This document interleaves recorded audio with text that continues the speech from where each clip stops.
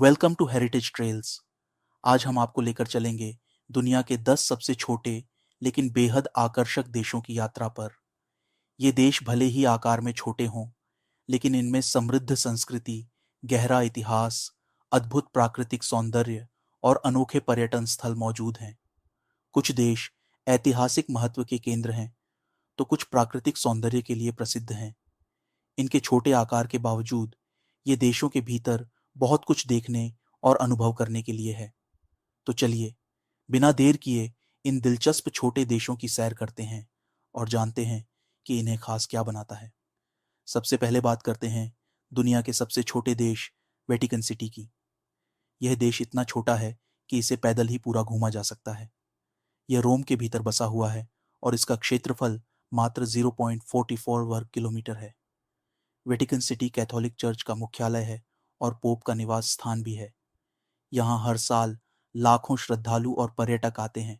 खासकर ईस्टर और क्रिसमस के समय यहाँ भक्तों की भारी भीड़ उमड़ती है। यहाँ का सबसे बड़ा आकर्षण सेंट पीटर्स बेसिलिका है, जो दुनिया के सबसे भव्य चर्चों में से एक है। इस चर्च का निर्माण पुनर्जागरण काल में किया गया था और इसकी भव्यता किसी को भी मंत्रमुग्ध कर सकती है। चर्च के अंदर आप माइकल एंजेलो द्वारा बनाई गई विश्व प्रसिद्ध कलाकृति पिएटा देख सकते हैं। इसके अलावा वेटिकन म्यूजियम में अद्भुत ऐतिहासिक कलाकृतियां संग्रहित हैं, जहां कई सदियों पुरानी पेंटिंग्स, मूर्तियां और ऐतिहासिक दस्तावेज रखे गए हैं। सिस्टिन चैपल की छत पर माइकल एंजेलो द्वारा बनाई गई पेंटिंग्स का नज़ारा आपको अवाक कर सकता है। वेटिकन सिटी में घूमने के लिए ज़्यादा समय नहीं लगता, लेकिन जो लोग कला, इतिहास और धर्म में रुचि रखते हैं, उनके लिए यह एक अविस्मरणीय अनुभव साबित होता है। इसके बाद हम बढ़ते हैं मोनाको की ओर। यह दुनिया का दूसरा सबसे छोटा देश है, जिसका क्षेत्रफल मात्र 2.02 वर्ग किलोमीटर है। लेकिन छोटा होने के बावजूद यह दुनिया के सबसे अमीर और आलीशान देशों में गिना जाता है। मोनाको का नाम सुनते ही हमारे दिमाग में लग्जरी, कैसीनो और समुद्र तटों की तस्वीरें उभरती हैं। यह फ्रेंच रिवेरा पर स्थित एक खूबसूरत माइक्रोस्टेट है, जो अपनी शानदार जीवन शैली के लिए जाना जाता है। मोनाको का सबसे बड़ा आकर्षण मोंटे कार्लो कैसीनो है, जहां दुनिया भर से अमीर और मशहूर लोग अपनी किस्मत आजमाने आते हैं। यहाँ का फॉर्मूला वन ग्रैंड प्रिक्स दुनिया की सबसे रोमांचक रेसों में से एक है, जो हर साल मई में आयोजित की जाती है। इस दौरान पूरा शहर रेसिंग कारों की गूंज से भर जाता है और यहाँ का माहौल देखने लायक होता है। मोनाको का समुद्री किनारा बेहद खूबसूरत है, जहाँ साफ नीले पानी में तैरती हुई लग्जरी यॉट्स का नज़ारा किसी सपने जैसा लगता है।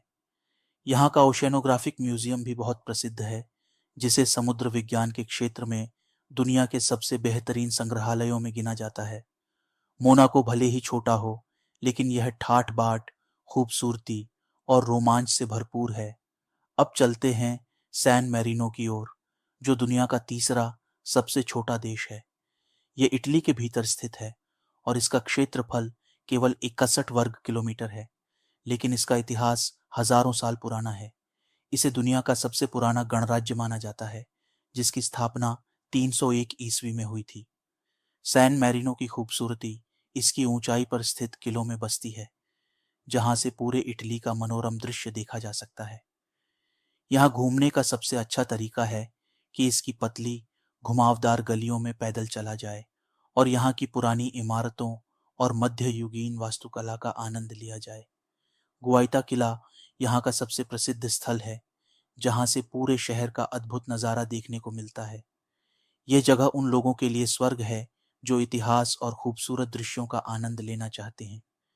यहाँ की स्थानीय वाइन और पारंपरिक इटालियन व्यंजन भी किसी से कम नहीं है। अब हम प्रशांत महासागर की ओर बढ़ते हैं और देखते हैं तुवालू, जो दुनिया के सबसे दूरस्थ और सबसे छोटे देशों में से एक है। तुवालू का क्षेत्रफल केवल 26 वर्ग किलोमीटर है और यह 9 प्रवाल द्वीपों से मिलकर बना है। यह इतना छोटा और अनजान देश है कि यहाँ साल भर में मुश्किल से कुछ हजार पर्यटक आते हैं।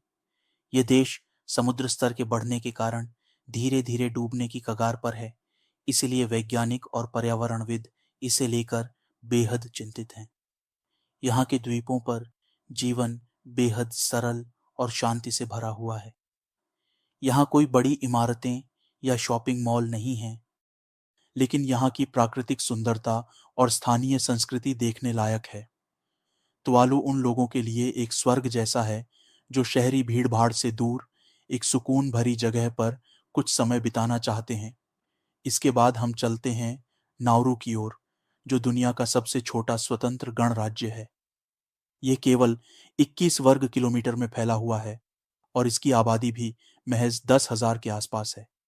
ये कभी फॉस्फेट खनन के कारण बहुत अमीर देश था, लेकिन अब इसके संसाधन समाप्त हो चुके हैं और यह आर्थिक रूप से संघर्ष कर रहा है।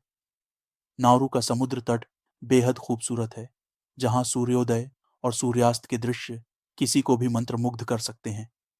यहाँ की संस्कृति भी अनोखी है, जिसमें पारंपरिक नृत्य और संगीत को खास स्थान दिया जाता है। पर्यटकों के लिए यह एक अज्ञात लेकिन दिलचस्प स्थान हो सकता है। अब बारी है पलाऊ की, जो प्रशांत महासागर में स्थित 500 से अधिक द्वीपों का एक खूबसूरत देश है। पलाऊ की खासियत यहाँ के प्रवाल भित्तियाँ और जलवायु हैं, जो इसे डाइविंग के लिए सबसे बेहतरीन स्थानों में से एक बनाते हैं। यहाँ का जेलीफिश लेक बहुत प्रसिद्ध है, जहाँ हजारों बिना डंक वाली जेलीफिश के बीच तैरने का अनोखा अनुभव मिलता है। यहाँ के द्वीपों पर घूमना और प्रकृति के करीब आना किसी सपने के सच होने जैसा है। इसके बाद लिechtenstein आता है, जो स्विट्जरलैंड और ऑस्ट्रिया के बीच स्थित एक सुंदर देश है। यह केवल 160 वर्ग किलोमीटर में फैला हुआ है, लेकिन यह अपनी प्राकृतिक सुंदरता, पहाड़ी नज़ारों और महलों के लिए प्रसिद्ध है। यहाँ की ट्रैकिंग ट्रेल्स और स्की रिसॉर्ट्स एडवेंचर प्रेमियों को बहुत आकर्षित करते हैं। मार्शल द्वीप समूह, सेंट किट्स और नेविस और मालदीव भी दुनिया के सबसे छोटे लेकिन सबसे खूबसूरत देशों में शामिल हैं। मार्शल द्वीप समूह अपने एटोल्स और माइक्रोनेशियन संस्कृति के लिए प्रसिद्ध है, जबकि सेंट किट्स और नेविस अपने कैरिबियन समुद्र तटों और ज्वालामुखी चोटियों के कारण खास हैं। मालदीव तो दुनिया का सबसे प्रसिद्ध टूरिस्ट डेस्टिनेशन बन चुका है, जहाँ के लग्जरी रिसॉर्ट और नीले समुद्र इसे स्वर्ग से कम नहीं बनाते। तो ये थे दुनिया के 10 सबसे छोटे लेकिन अद्भुत देश।